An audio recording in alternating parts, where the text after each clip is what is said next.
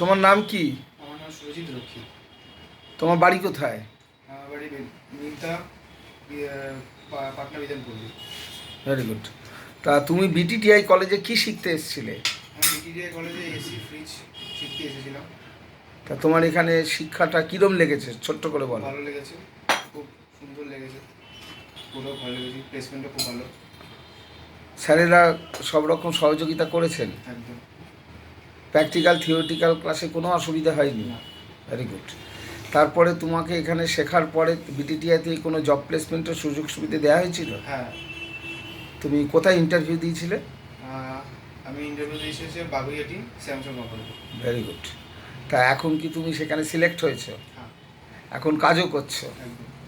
এখন ওই outdoor service করতে করতে তুমি কলেজে এসছো সার্টিফিকেট নিতে, তাই তো? হ্যাঁ।